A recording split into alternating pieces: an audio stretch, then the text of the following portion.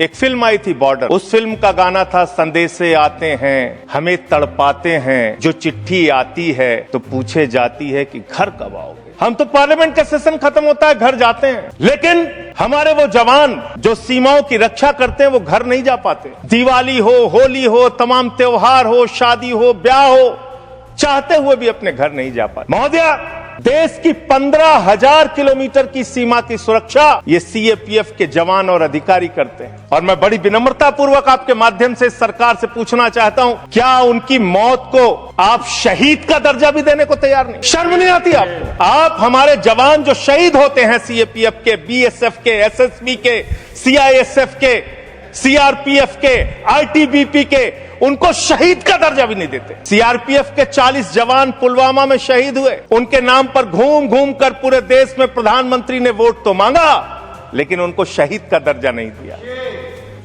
कितना बड़ा गुनाह आप उनके साथ कर रहे हैं। मैं आपको बताना चाहता हूं कि पिछले 50 वर्षों में एक दो नहीं, तमाम कमेटियों ने सीएपीएफ के अधिकारियों के पक्ष में रिपोर्ट दिया, रिकमेंडेशंस दिया, सरकार से अनुरोध किया कि उनको उनका अधिकार मिलना चाहिए।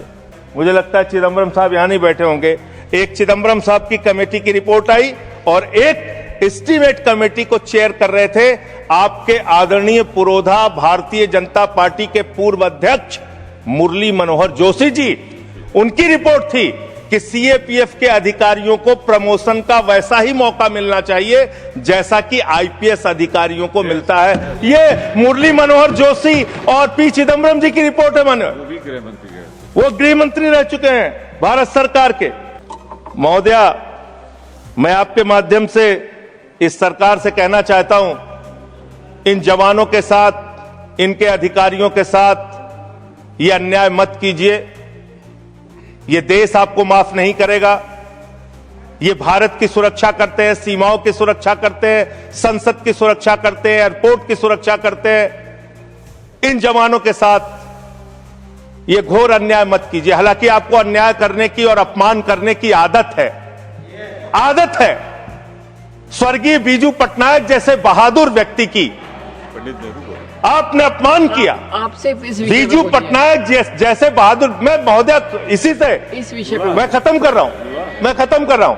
1948 में पंजाब रेजिमेंट को युद्ध के वक्त बीजू पटनायक जी ने एक पायलट के तौर पर सीमा पे पहुंचाया था। आप उनको सीआईए का एजेंट कहते हैं? शर्म आती है आपके ऊपर? ये आप कर रहे हैं। आप अपमान करते हैं लगातार जिन्होंने इस देश के लिए अपना योगदान दिया। महोदया, मैं आपके माध्यम से बस खत्म कर रहा हूं, 1 मिनट में खत्म कर रहा हूं। महोदया, मैं आपके माध्यम से कहना चाहता हूं, देश पर ध्यान दीजिए, देश के लोगों की चिंता कीजिए। आज जब मैं आ रहा था तो यहां पे पता चला, आप तो कहते हैं ये देश नहीं झुकने दूंगा, ये देश नहीं झुकने दूंगा।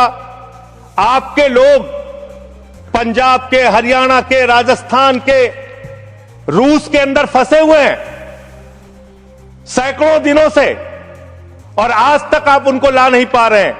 देश की सुरक्षा के बारे में आपको ध्यान नहीं, विदेश नीति के बारे में आपको ध्यान नहीं, आपकी विदेश नीति का कोई अता पता नहीं। बावजूद इसके आप एक बिल लेके आ रहे हैं जिससे कि अधिकारियों का हक छीनने और मारने का काम आप कर रहे हैं। मैं इस बिल के विरोध में हूं और जो अमेंडमेंट्स हमने दिए हैं उसको सरकार स्वीकार करती है और इसको बिल को सिलेक्ट कमेटी में भेजती है, तो इसका पूरा अध्ययन किया जाएगा।